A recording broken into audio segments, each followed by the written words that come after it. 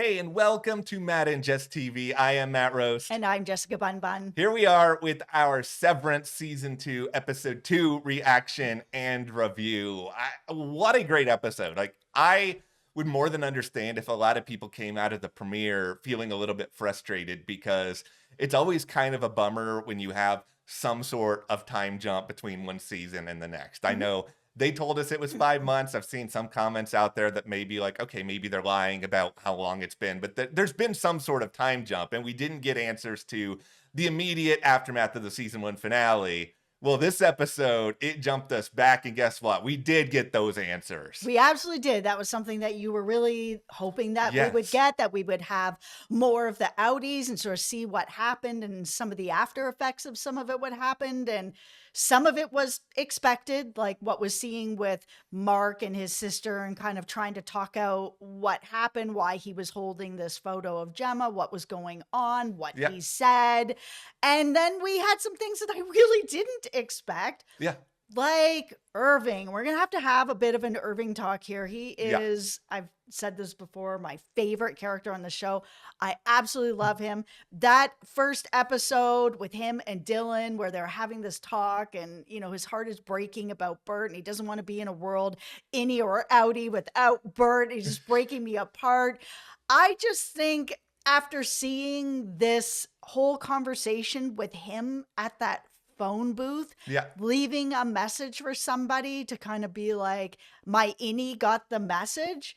I was just like, what's going on here? Is your Innie a spy?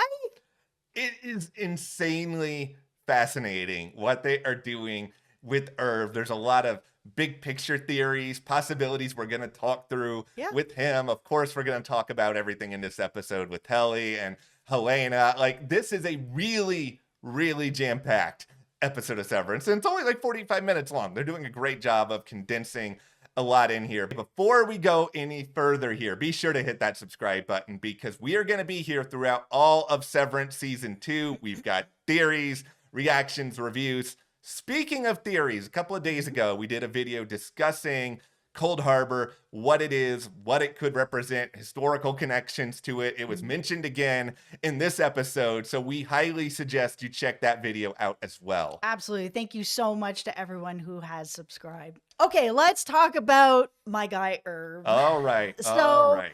When we last saw him on the outside, he's banging on Burt's door. Then the next time we really get to see him in the outside world, Milchick's like knocking on his apartment door and he's there being like, hey, how's it going? You know, like, what's going on? Oh, I'm getting fired? Why?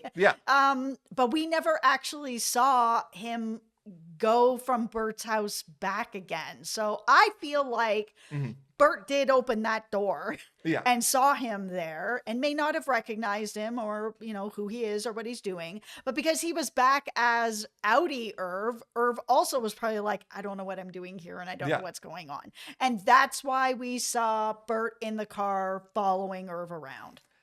There's so much interesting stuff going on here with Irv at this point. I think what you're saying about Burt is correct. I love that Christopher Walken's still around, and I think there is a very good reason for this. He's just trying to make heads or tails of this situation. But I think Irv may also represent a pretty big flaw in this whole severance plan, because we all know what the basic premise of this is. But this does not mean that it is perfect technology by any means. I think outie Irv already knows certain things about Innie Irv just because of his memory imperfections in the programming, whether it's dreams or whatever else. Like, we've seen what outie Irv is painting over and over again with that elevator, with the arrow pointing down. It's like all of this is sort of suggesting that he knows on some level how dark and terrible the severed floor is, and it's just like manifesting itself to him in some way. And I think he's trying, however he's able to do this, to get some sort of message across to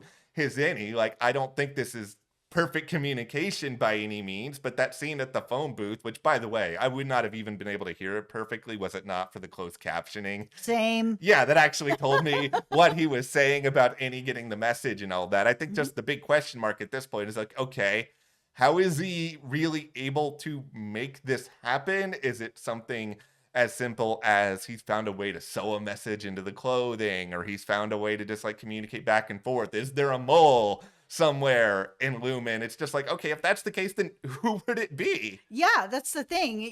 We saw him on the phone leaving a message for someone, being like, Yeah. you're not picking up. So there's a few people that feel like they're just kind of out. Like, it's not going to be Burt. It's No. probably not going to be Dylan. It's not going to be Mark. It's not going to be Helly. So who are we kind of left with here at this point? Maybe Milchick? Yeah. Maybe Cobell? Maybe?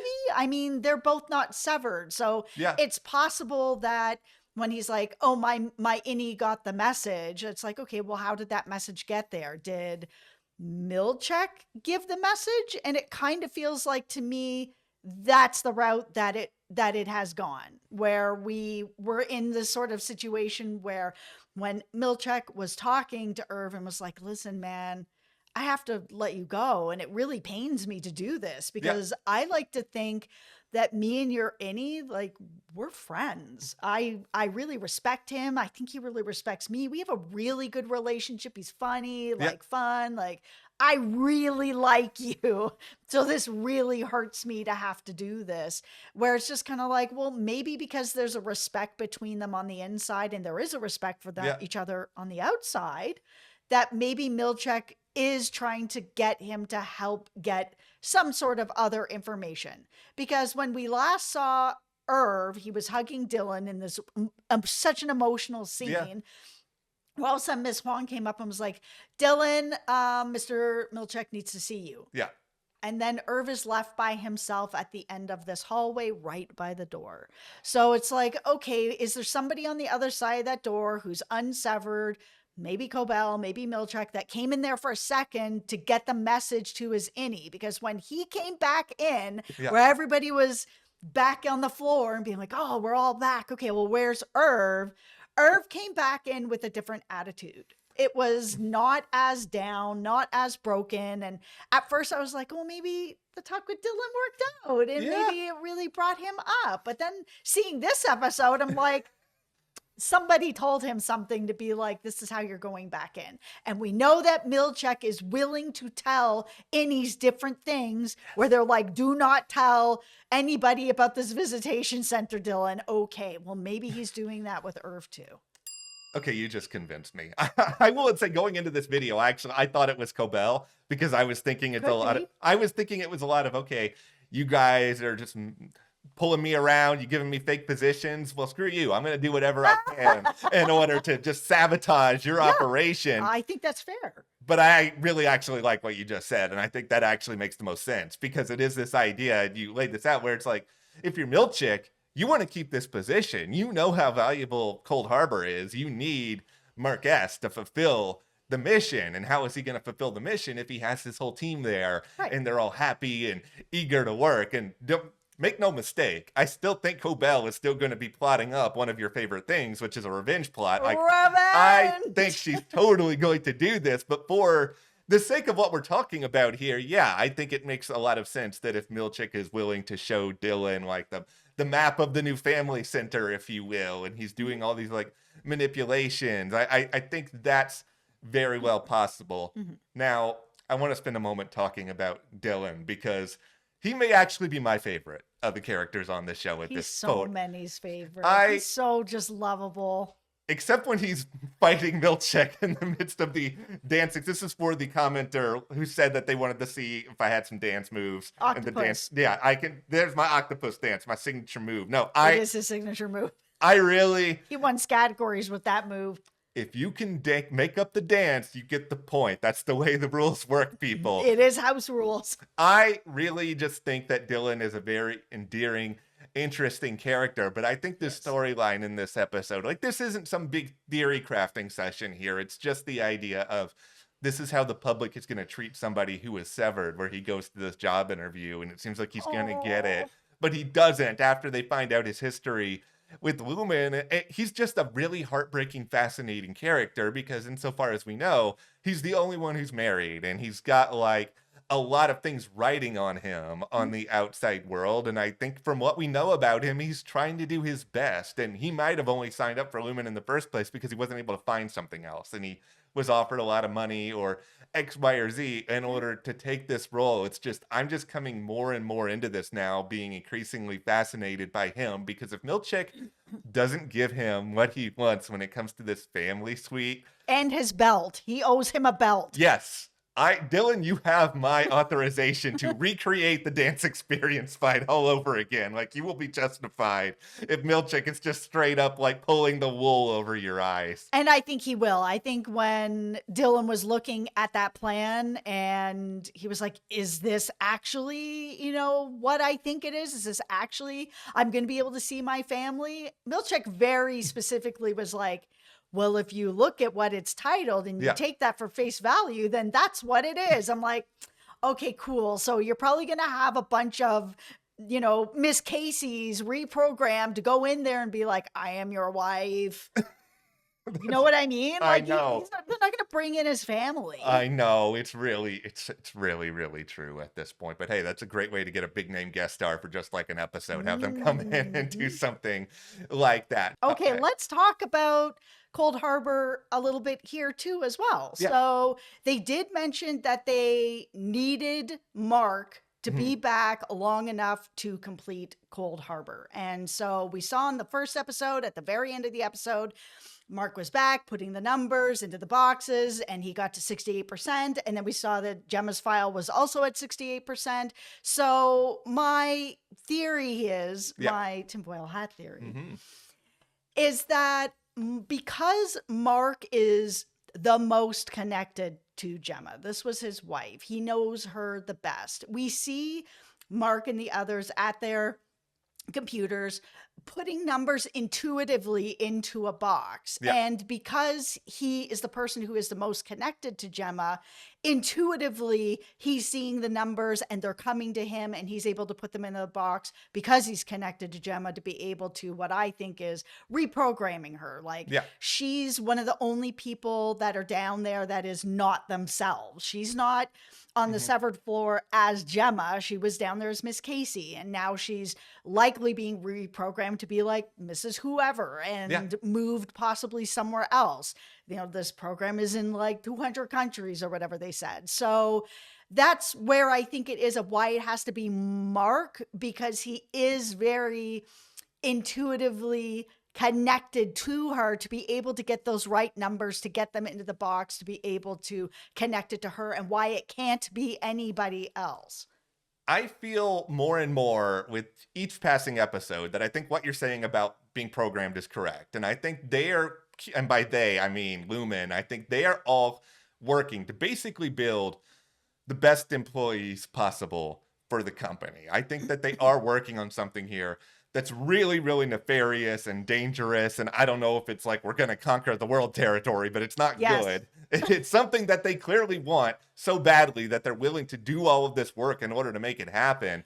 But I think in order to do that, they need the perfect employee. And I think the perfect employee that is Gemma is someone who can identify traits that are the best of Gemma, but at the same time, somebody who they can put the best traits of a Lumon employee into at the same time. But I think it's kind of a collaborative effort, and you need Mark to do this. And I also think Mrs. Huang is also part of this program. It's very interesting to me that she is also brought in as sort of a Mrs. So-and-so, where that was the same with Gemma, that maybe she also doesn't really know who she is and is on the severed floor. I think that Gemma, Miss Casey, whoever she's going to be next, is permanently severed, and that she can't leave this floor, that she is just reprogrammed over and over and over again. I think her Audi was in this car crash and maybe had some sort of, wasn't able to remember who she was, some sort of amnesia, some sort of concussion, some sort of unable to really remember who she is. So they were like, okay, cool. We're going to take you without permission. We're going to sever you permanently. We're going to have you as an employee that we can control down here. You'll be Miss Casey for right now. Oh, Miss Casey isn't working anymore right now. Okay, cool. Well, we'll get Mark to reprogram you as somebody else that then we can move you somewhere else. And I think Miss Huang is also the same.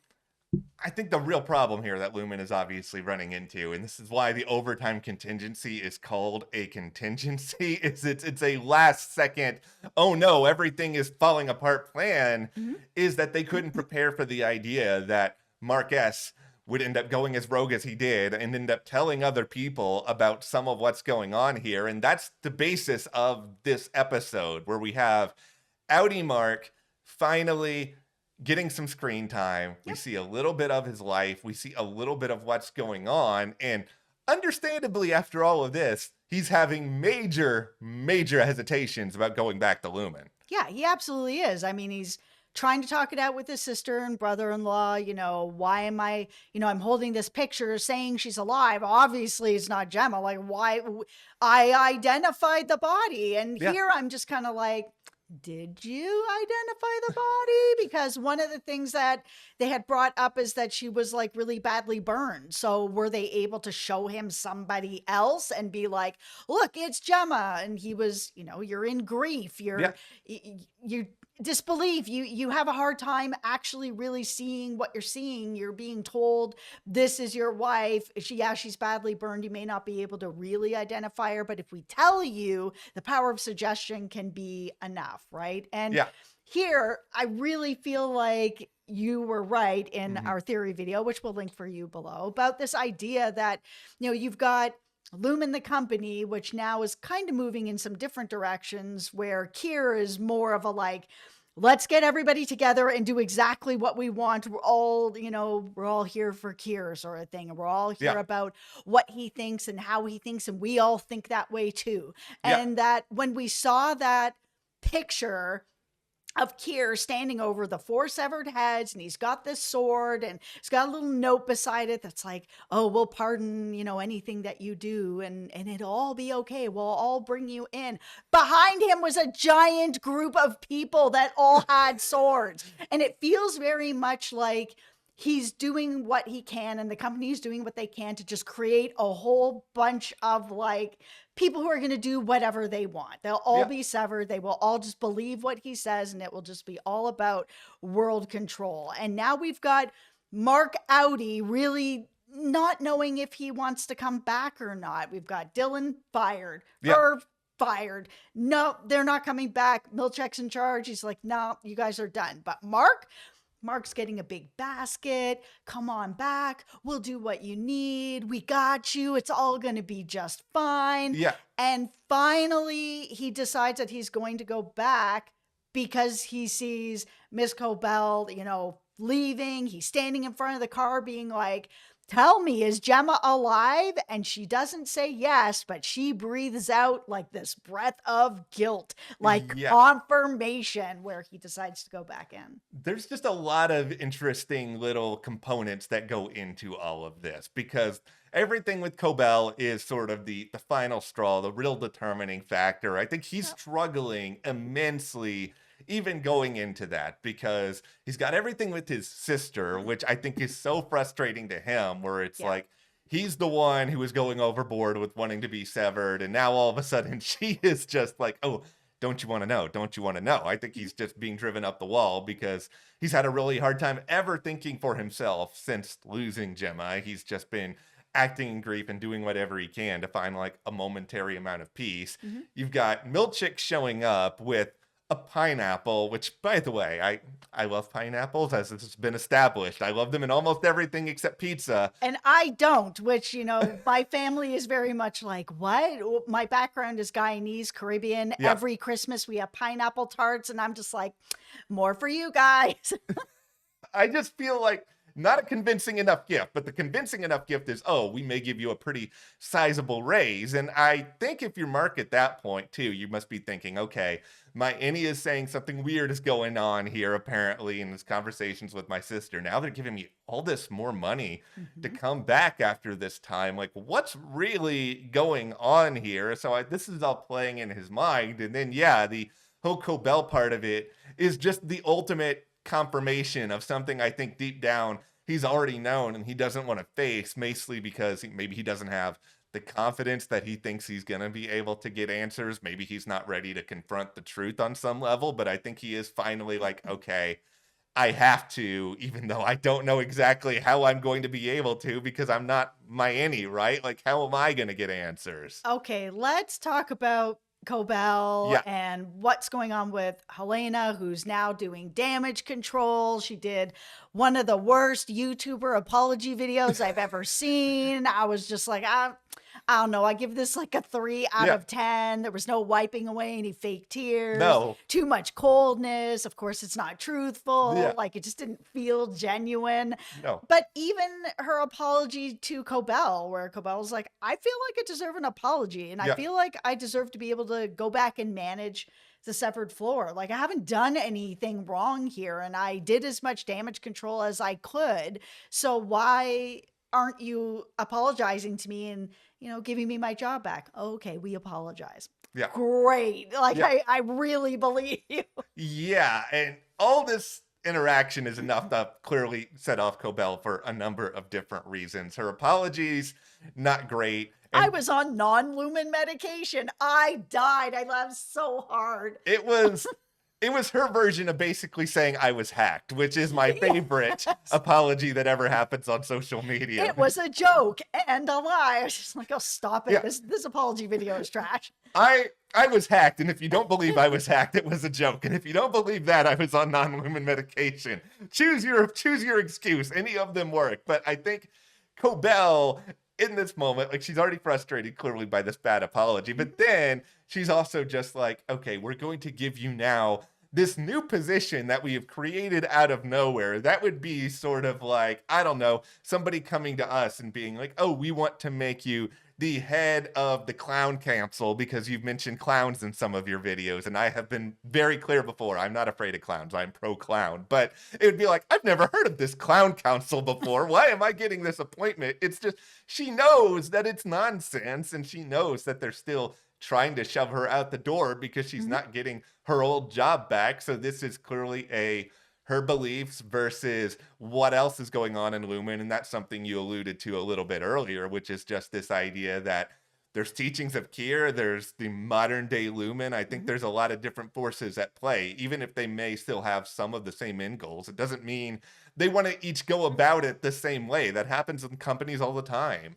Absolutely. People get let go from companies all the time for not being with the company vision. And it's not surprising. I mean, you want people that are working for the company that have the same vision as you so that the company can succeed. If you have people at the company that all think it should go in different directions, companies typically don't succeed. They fall apart. You need a team of people that are all working towards the same goal. And at this point, Cobell has a lot of questions. She doesn't have the same vision for the company that Helena does. And, Helena's in charge. So what are you going to do? Sorry. Yeah, it's a situation now where I'm just wondering, is Patricia Arquette gone from the show at this point? Way. I don't think so, but it's also just like, doesn't seem like she really wants to take this job. I mean, she might very well because she doesn't have any other choice if she wants to stay attached to Lumen, but it's like, even if she takes this job, what is she gonna do at this point? Are they just going to put her on the roof and just say, we're gonna pay you but not really do anything, like Big Head on Silicon Valley? Like, what's her actual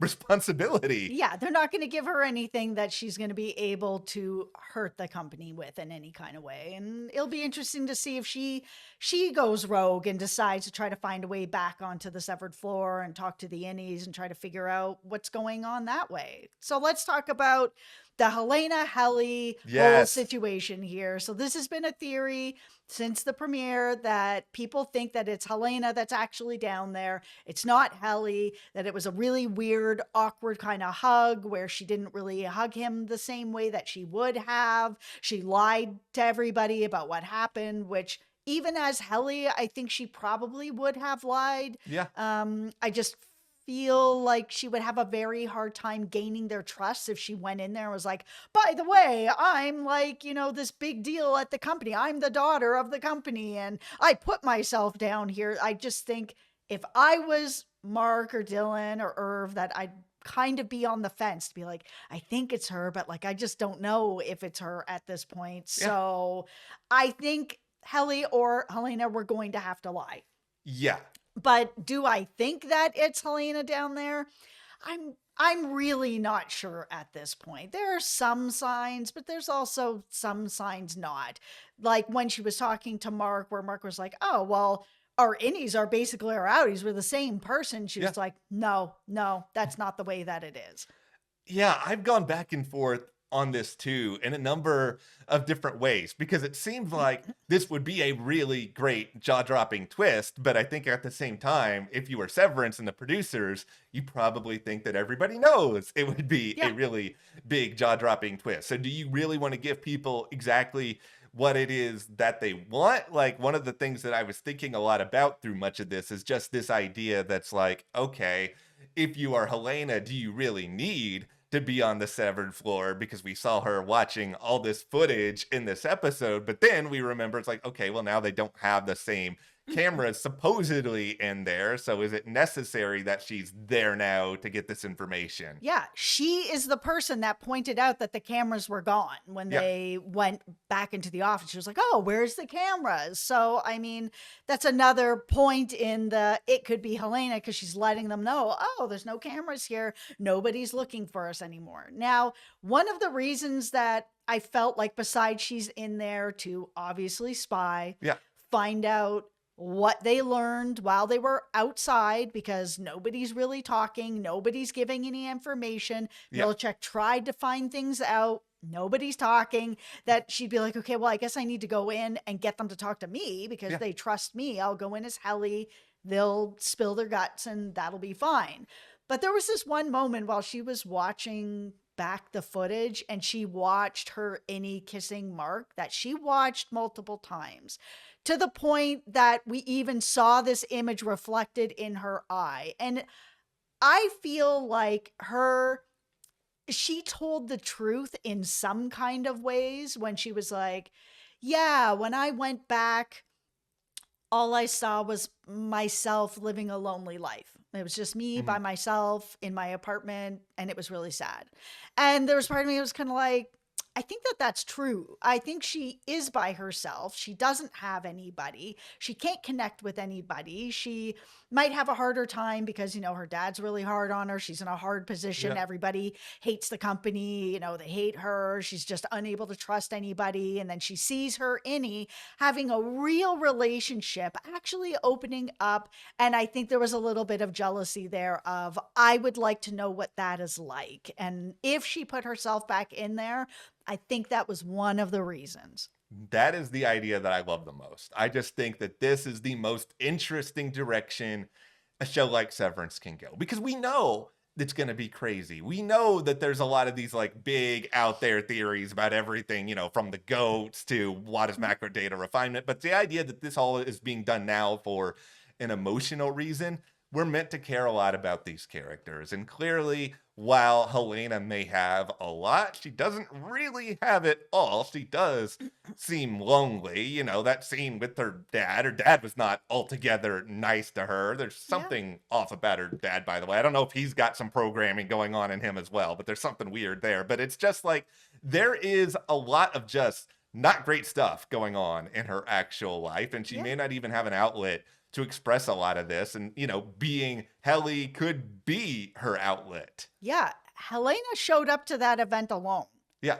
So obviously it was Helly that showed up, but the Helena, before Helly came in there, she was by herself. There was no partner with her, no kids with her, nobody with her. So I really do think she is living a really lonely life and that if she's back in there, she's back in there as herself for multiple reasons. Yeah. I think there's a really, really good chance that this theory is correct. My only sort of holdup right now is I'm just sitting back and being like, there could still be cameras there. It's just nobody may be able to see them. This is a company that likes to lie and do whatever they can. So I don't fully trust them yet. Now, the last thing I'll say here is just, and we touched on this in the Cold Harbor video. I would just advise everybody to look for a lot of references at this point to the past. Like you mentioned one with the picture and the swords and all of that. I think a lot of what we're seeing when it comes to maybe personality implantment, the history of Lumon, it's all going back to that late 1860s, early 1870s period when it was founded. I think that's really important. And we should all be watching for it moving forward. Absolutely. That's what we got, though, on Severance Season 2, Episode 2. Be sure to hit that subscribe button so you guys do not miss any other coverage. Also, join our Patreon. We got a link in the description below that is all about that. We are covering The Pit exclusively there in video form, as well as Prime Target, which is also on Apple TV Plus if you have that for Severance. Thank you guys so much. We'll see you here next time.